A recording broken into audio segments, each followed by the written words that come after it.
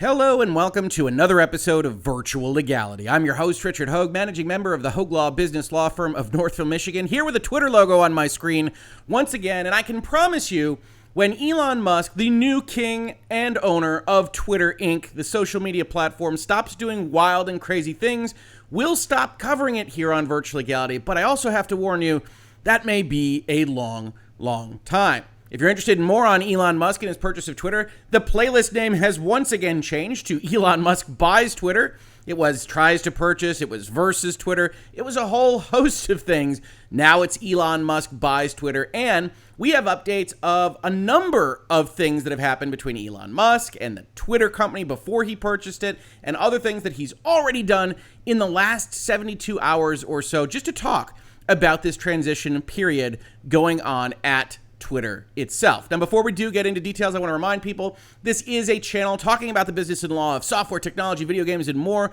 that can't exist without support from viewers and subscribers like you. If you're interested in supporting the channel, please do like, subscribe, hit all those fun buttons, but also consider supporting us at Utreon and Patreon.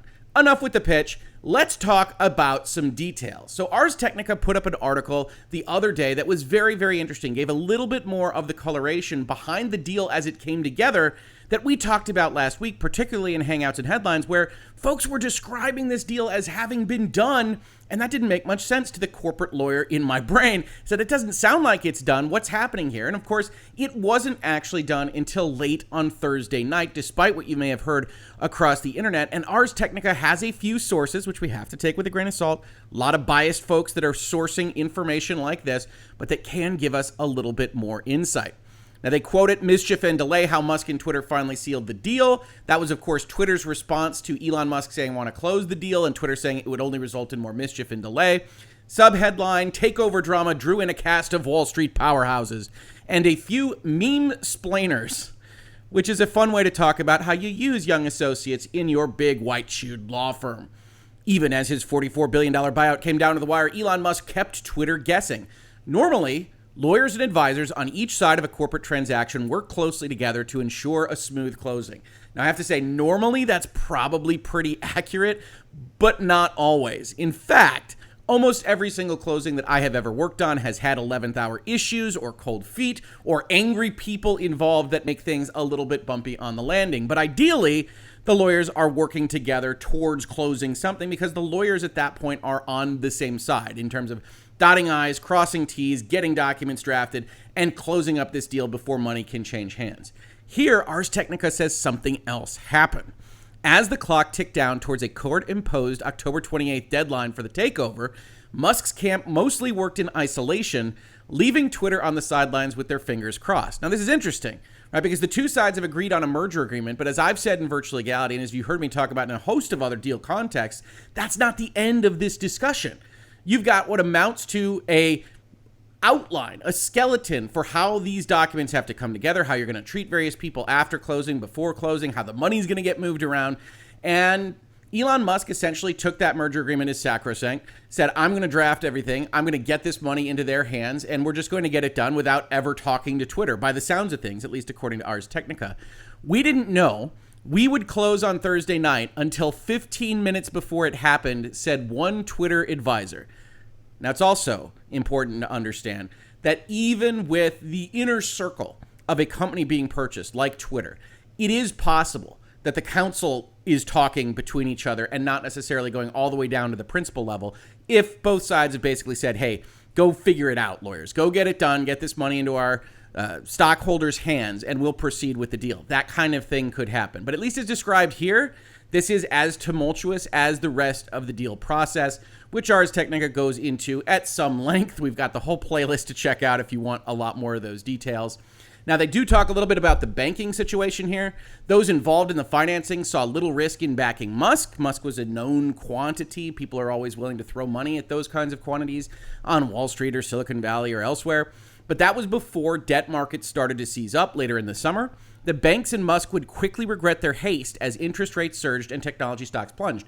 We talked about this a little bit as well, which is Elon Musk and Twitter sign a deal to purchase the company in a very different environment than exists here in October of 2022. That means Elon Musk is on the hook for a company that's probably overvalued. That means the debt Financiers are on the hook for debt that's probably undervalued given the way the markets are currently operating, and everybody's just kind of in it together in a deal that maybe nobody likes except the big, well-positioned stockholders at Twitter. Instead of finding other equity sharers of the burden here, Elon Musk goes back to his old well. He finds an unusual mix of investors, including Silicon Valley billionaire Larry Ellison, cryptocurrency exchange Binance, venture capital firms Andreessen Horowitz and Sequoia Capital, which works in my neck of the woods. He also turned to Middle Eastern backers like QIA, Qatar's sovereign wealth fund, and Saudi Prince Al-Walid bin Talal bin Abdulaziz Al Saud, which is usually how I pronounce that one. I apologize for butchering that, Prince Al Saud. Text messages produced during the legal fight showed that co-investors did little analysis of their own, deferring instead to Musk. If you are considering equity partners, my growth fund is in for $250 million with no additional work required. Now, here we also have to take a step back because that's designed to sound really terrible, and arguably it is. But for the most part, big money moves around financing, mergers, acquisitions, early stage companies, whatever it might be, on a syndicate kind of principle. You depend on some kind of leader, some kind of member of management, in this case, like Elon Musk, or some kind of venture fund or capital fund of some other kind that is going to do the due diligence, is going to lead the process, and that you basically tag along with people that you trust. Because none of these funds, none of the money in America or elsewhere has the ability to do all the diligence required for every possible company that could otherwise benefit their money. So you get these syndicates, you get people that trust, and then you have a leader. Now here, Elon Musk didn't appear to do much, if any, due diligence. These other financiers didn't do any diligence on Musk, and the banks just went along with him, which means that you've got a whole lot of people investing a whole lot of money in a company that doesn't have an obvious profit mechanism. Remember, Twitter has a whole sort of cash flow problems that they've otherwise intimated in their financial reports and otherwise. And now it's all problematic. Elon Musk tries to pull out of the deal. That obviously doesn't work. And then we get a little bit more detail, again, probably from a Twitter source, based on what Ars Technica is saying here, but everything is anonymously sourced, so we have to take that with a grain of salt. In the days after Twitter's lawsuit, the deal makers advising Musk pushed him to explore a settlement to avoid a prolonged public legal battle, according to people briefed on the matter. Who are they? We don't know. But Musk had no interest in securing a discount. At that stage, Musk was only listening to Alex Spiro, a brash litigator from Quinn Emanuel, better known for his celebrity client list than his experience in complex merger and acquisition battles. Spiro alienated Musk's other advisors to the point where they could barely talk to him. Two of the people said, who are those people? What is their agenda in this? It's unknown, but you're now starting to get, at least as Ars Technica puts it, a bit of a picture. Elon Musk could have pursued a discount. That's what a lot of us thought he was trying to do in the middle of the summer. He didn't want to do that. In private, Musk's deal advisors reached out to Twitter's team to explore whether there was a compromise to be struck. There seemed to be room to maneuver on price. Twitter was willing to compromise in order to close the deal quickly, but Musk rejected the idea on the advice of Spiro.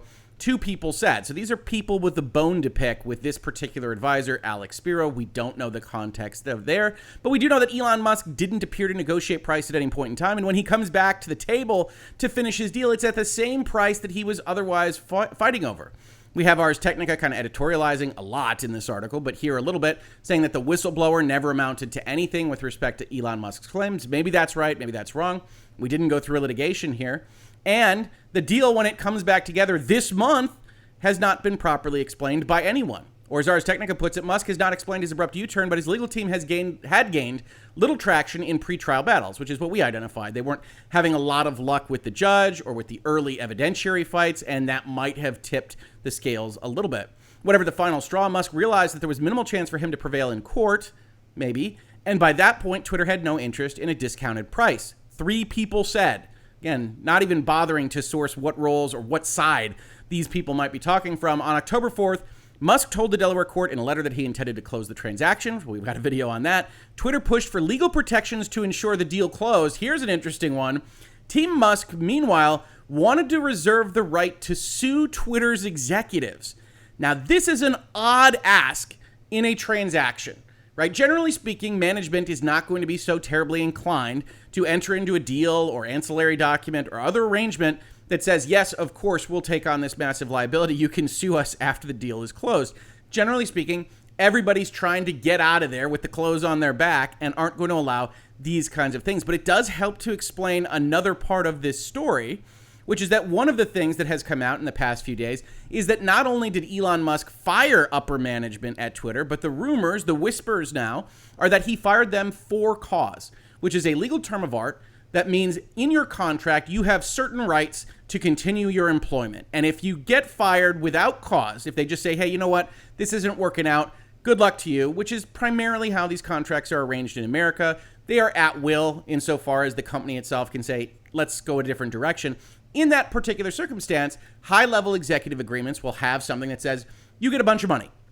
You get a bunch of money, in this case, on a change of control. You get a bunch of money for getting fired within 12 months after a change of control. We call that a double trigger type of payment. But in this particular case, Elon Musk has apparently asserted that they breached some obligation that was in their contracts that we can't see. So that analysis might have to wait until more leaks out.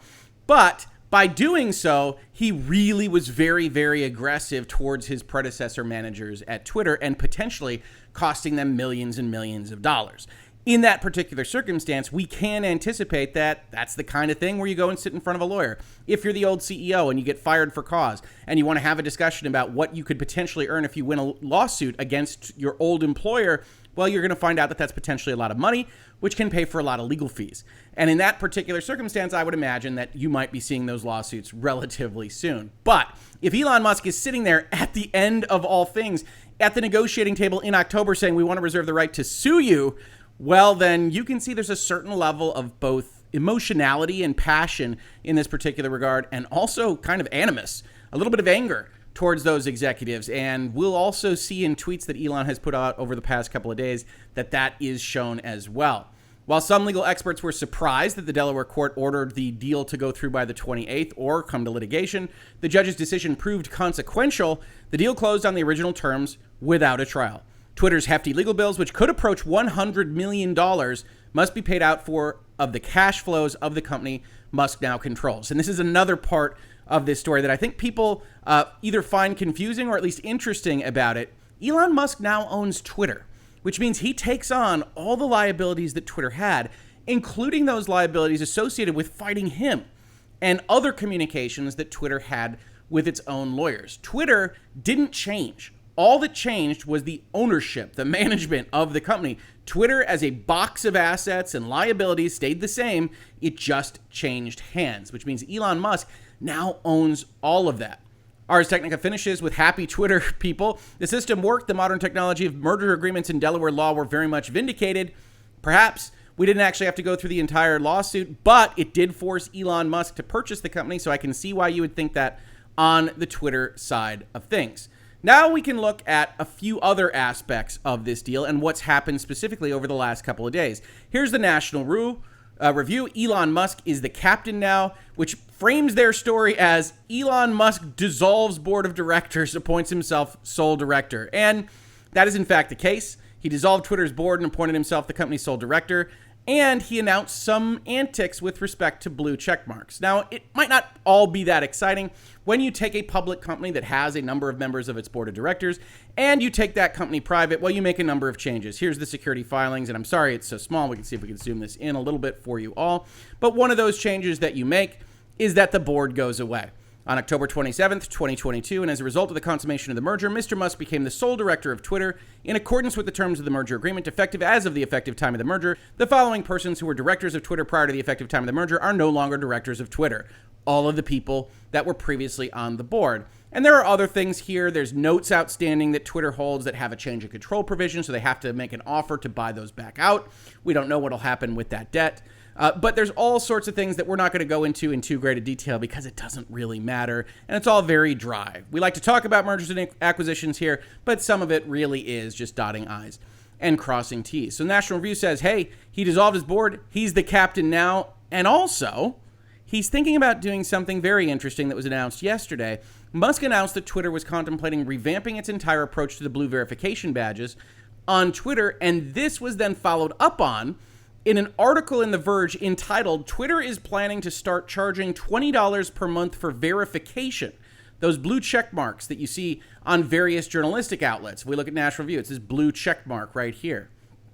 And he's thinking about no longer offering those for free, but instead charging for them. And then The Verge adds this little bit of color. If the employees building it don't meet their deadline, they'll be fired by Elon Musk. That's interesting. Now that he owns Twitter, says The Verge, Elon Musk has given employees their first ultimatum. Meet his deadline to introduce paid verification on Twitter or pack up and leave. The directive is to change Twitter Blue, the company's optional $5 a month subscription that unlocks additional features, into a more expensive subscription that also verifies users, according to people familiar with the matter and internal correspondence seen by The Verge. So they have a leaker at Twitter. Under the current plan, verified users would have 90 days to subscribe or lose their blue checkmark. Employees working on the project were told on Sunday that they need to meet a deadline of November 7th to launch the feature or they will be fired. On Sunday, he tweeted the whole verification process is being revamped right now, and then there's other changes that he has made. But let's talk about this one first and foremost, right? The verification checkmark on Twitter and other social media platforms. If you are watching this on YouTube, you will be able to see that Hoeg Law has a verification check from YouTube to indicate that it's actually me when I'm otherwise commenting or participating in their ecosystem. Now, why is that important?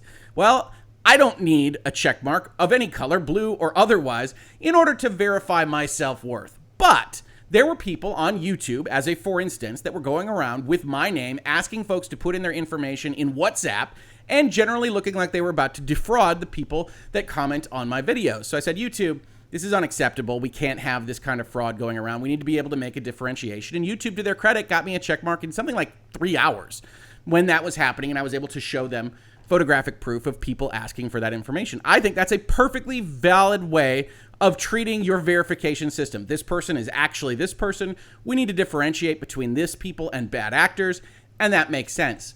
Twitter has treated their verification checkmark a little bit differently. It isn't just simply, hey, this is me, I can prove it, give me a checkmark. It's instead become a kind of status symbol in that ecosystem. And Elon Musk, I think to his credit, understands that. And if you go on Twitter today, you'll find people arguing for, oh, it used to mean something and now it'll just mean payment. And that's true. But it wasn't really supposed to mean anything. It wasn't supposed to mean I am special, you should listen to me. And even though I know enough blue check marks to know that there are additional technological features on Twitter for people that have those check marks, it really wasn't supposed to be this kind of members-only area. And so Elon Musk saying, well, you're going to have to pay for that privilege makes sense for trying to monetize the system, but you do wonder whether it will succeed at all. Because once everybody knows that the only way to keep your check mark, and again, they're going to lose their check marks if this all goes through, if they don't pay the pound of flesh to Twitter within 90 days of this program being started, then it's obvious to everybody, whether you have a check mark or not, that the only people that are paying for it are those that are paying for it for prestige. It's available to anybody to buy. It's a little bit unclear what the details are here because it only talks about verified users, which are already in existence. So one aspect of this that might be happening is that Elon Musk is saying, well, those are the super users. Those are the people that really depend on Twitter. Let's go wring some money from that particular stone and then move on to other available options. It is entirely unknown what this will actually mean in practice, but there's a lot of rending of garments and gnashing of teeth on Twitter, on the social media platform right now for people that could potentially lose their check mark. Now, the one thing I will say if I'm Twitter is I'm concerned a little bit about that fraud concept, right? If somebody comes to you, doesn't want to pay you $20 for what amounts to a protection fee, and other people are otherwise trading on their name and Twitter knows it and is informed about it in email after email or otherwise, well, then you can potentially get a certain amount of exposure or liability. If you're a platform, you know somebody is out there defrauding folks, and the person that is otherwise having their good name tarnished is telling you this, you have a mechanism to help them, and you don't give it to them because you'd like to extract a pound of flesh, well, I could see a case being made on that basis, right? A case led perhaps in a class action kind of context where you say, look, you know how to help these people. YouTube does it, Facebook does it, other people do it with verification. You refuse to do it because you're not getting paid. You start to look like the mafia at that point rather than a social media platform. And I think a well-intentioned, good litigator could present that case and maybe have some success against a company like Twitter. So there's already things that feel like they aren't going through the full vetting process, right? Elon Musk has owned this company for less than a week, less than half a week, and you're seeing these major things go through or attempt to go through, and it's unclear whether they've been fully thought out. Yes, he wants to make money. He's got billions of dollars that are now leveraging his company to the hilt, but is this the right kind of way? Leave your comments below. I have my doubts. Even though he is barely 3 days into being chief twit when this article was written, Musk has moved quickly to make changes at Twitter, first by changing its homepage for logged out users. With the help of Tesla engineers he has brought into Twitter as advisors, he's also planning mass layoffs aimed at middle managers and engineers who haven't recently contributed to the codebase. He's trying to, what you might call in an acquisition like this, cut out the fat. Cut out those managers that are only managers and try to get down to the kind of metal, if you will, of programming this particular platform. Whether that works or not, I have no idea. Those cuts are expected to begin this week, with managers already creating lists of employees to cut. Employees tasked with executing projects of Musk since he took control Thursday evening have been working late into the night and over the weekend. Musk is keen on growing subscriptions to become half of the company's overall revenue. And then finally, you have this little note. Do you work at Twitter? Do you have any idea what's happening at Twitter? Send us some information. And one of the things that you're seeing in all of these articles coming out and all of this reporting being done is that Twitter is a leaky ship. That Twitter is a ship with employees that are fully willing to leak to what they think are friendly outlets right now, as Elon Musk, the Genghis Khan figure of this particular story, goes forth and cuts employees and asks for ridiculous things, et cetera, et cetera. So one thing I would advise is, as you read these articles, understand that primarily they're going to be sourced by employees that aren't happy with the direction that Elon Musk is seeking to take the company. That might be great for you. That might be what you're against. You might be entirely in favor of Elon Musk. That doesn't matter. It's just important to understand that when you see these articles, what you're looking at are leaks coming from inside the company from a very specific type of person in all likelihood, and those are people that disagree with the direction things are headed. Now, we're not done yet, folks, not by a long shot. Elon Musk also, in the last 24 hours, has been tweeting very interesting things about what he has found with his new cache of assets that he purchased within Twitter. Here he says, Wachtell, which was Twitter's counsel, their lawyers, and Twitter board deliberately hid this evidence from the court. Stay tuned, more to come.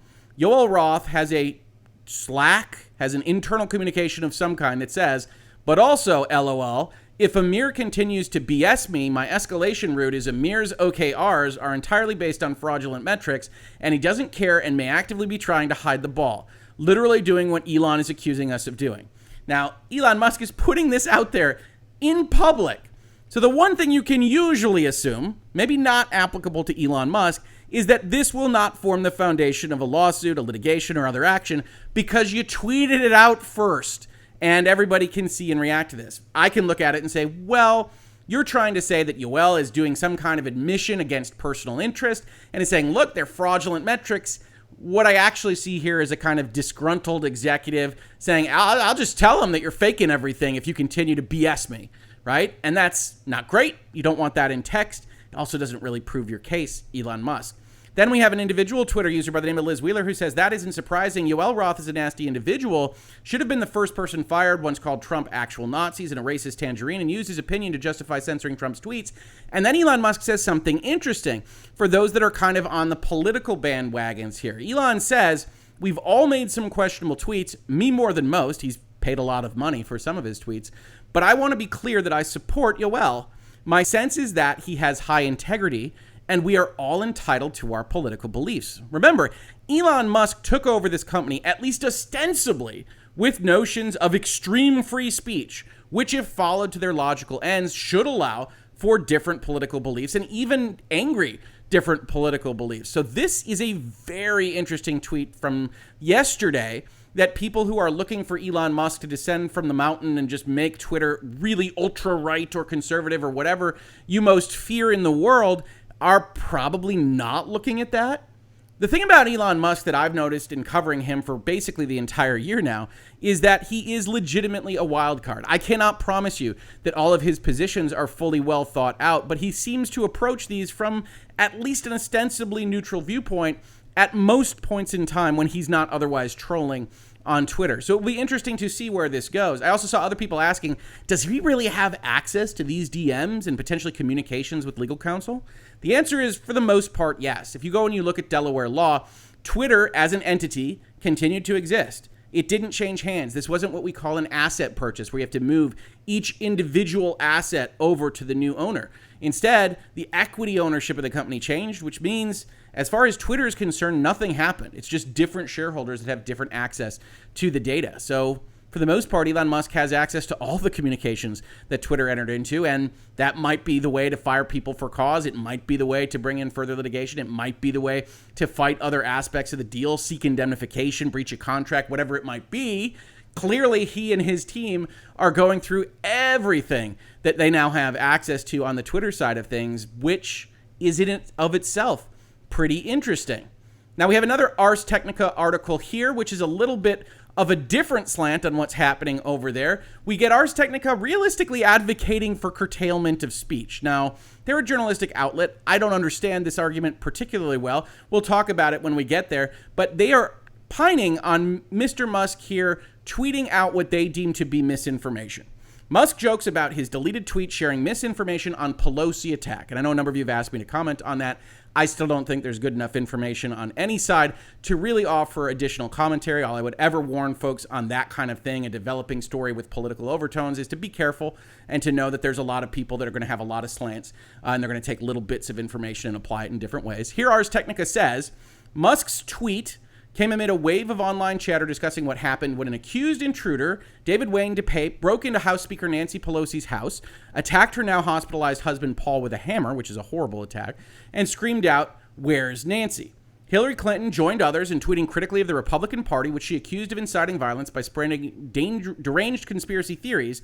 Clinton's tweet prompted Musk to link Clinton to an article from a weekly newspaper known to publish fake news, the Santa Monica Observer, which, according to the New York Times, reported false allegations suggesting that Paul Pelosi knew his attacker. Overlooking the dubious news source, Musk repeated those false allegations, telling Clinton and his millions of followers that there is a tiny possibility there might be more to this story than meets the eye. And here's where we get into these really fundamental areas of discussion of freedom of speech and whatnot. Ars Technica doesn't have anything better to go on this particular statement of misinformation, disinformation, or what have you, than Elon Musk realistically does. And Elon Musk likes to poke people in the eye, and I have no doubt that there is false information being passed around on this attack and others all across the internet. So I'm not going to sit here and tell you that there isn't misinformation out there. What I am going to tell you is that by the time Ars Technica gets to a paragraph that says, it's this kind of disinformation cycle that the European Union is attempting to break through its Digital Services Act, you've lost the plot for me. They describe that act as a landmark law that could impose heavy fines on Twitter if the platform under Musk doesn't maintain compliance with the industry standards the law sets for content moderation. This phrase is nonsense. A law setting specific standards is not an industry standard. That's a legal standard. And when you start talking about what the European Union is doing, they've obviously already jumped in, concerned about Elon Musk's ownership of Twitter. But honestly, as an American citizen, I'm not a particularly large fan of the way that the European Union and the European Commission and all the various other European regulatory bodies deal with language and free speech. It's one of the reasons we left, to be honest. And so Ars Technica coming out with this is interesting. Next paragraph, due to Musk's views on free speech, European Union regulators have already begun pressing Musk on the point, even before he tweeted the misinformation about the Pelosi attack. Now, again, I don't mind you saying it's likely misinformation, it's alleged misinformation. All you really have to go on is the New York Times report and another source saying is known for publishing false allegations and things like that. Fair enough. But I'd be a little bit more reluctant if I were counsel to Ars Technica to go out here and claim one way or the other on these types of things. Reuters reported that last week, Musk promised the European Commission that Twitter would comply with the DSA, which isn't the kind of thing that you can comply with just yet. It doesn't go into effect for a couple of years, and it's going to require regulations and laws to actually be passed in the member countries. There's a whole thing. In the coming weeks, Musk will meet with the EU industry chief, Terry Breton, seemingly to address Britain's concerns about how Musk might be planning to change Twitter content moderation. And in the meantime, he's a troll and he tweets out, hey, that New York Times headline is fake. I did not tweet out a link to the New York Times. implying that it's in fact the New York Times that is known to publish false news. Reasonable minds can differ on this kind of thing. Certainly every masthead that I've ever looked at has at least once or twice published a little bit of falsity to go with hopefully all that truth content they are putting out there. But he's a troll. This is how Elon Musk interacts with these various places. And to some extent, when you're looking at Ars Technica saying you better start following the European Union, I can't really blame you. He aimed much of his criticism at traditional media, though not mentioning how fake news can incite even seemingly savvy Twitter users to contribute to disinformation spread, just like the story Musk linked and then deleted. And again, question mark, question mark, question mark. I have no idea what direction that story is going to go, and honestly, Ars Technica doesn't either. They link to the DSA, they get quotes from the EU that says the DSA shows that online platforms cannot do whatever they like, and that they do not unilaterally set the terms of what users can or cannot see, with the underlying implication being that's our job? The European Union is the one in charge of unilaterally setting the terms of what users can see or not see? You can see why I have my pauses here. Regulators will also include an emergency mechanism to force platforms to disclose what steps they are taking to tackle misinformation or propaganda in light of COVID-19 and the war in Ukraine. And of course, Wikipedia reports on this as you would expect. Media reactions to the Digital Services Act have been generally positive. Folks, this is just the start of the Elon Musk owning Twitter era, but there's already been so many hot takes, so many weak takes, so many more takes than I could have possibly imagined on this. It's no surprise that Ars Technica or the Washington Post likes the European Union coming down on tech platforms. As I've said a lot here in this space in Virtual Legality, the honest-to-God fight between platforms and government is not Democrat, is not Republican, is not Tory or liberal or anything else that you can come up with as a party name in the European Union or elsewise. It is effectively government and communication control against tech platforms and their communication providing. Whether or not you fall on one end of the spectrum of politics or the other, that is the fight of the future. And it looks like the European Union is going to use the Musk purchase of Twitter to have that fight a little bit more publicly. Whether that works for you is going to be an open question, but I can tell you it's definitely going to give us a lot of content to cover here in Virtual Legality. If you like talking about the business and law of software, technology, social media platforms, Elon Musk video games, or more, as I said at the top, please consider supporting the channel through Utreon or Patreon, or just subscribing and telling your friends that we're having these conversations. If you caught this on YouTube, thank you so much for watching, and if you listen to it as a podcast, thank you so much for listening. And I will catch you on the very next episode of Virtual Legality. Virtual Legality is a YouTube video series with audio podcast versions presented as commentary and for education and entertainment purposes only. It does not constitute legal advice and does not create an attorney-client relationship. If you have legal questions about the topics discussed, please consult your own legal counsel.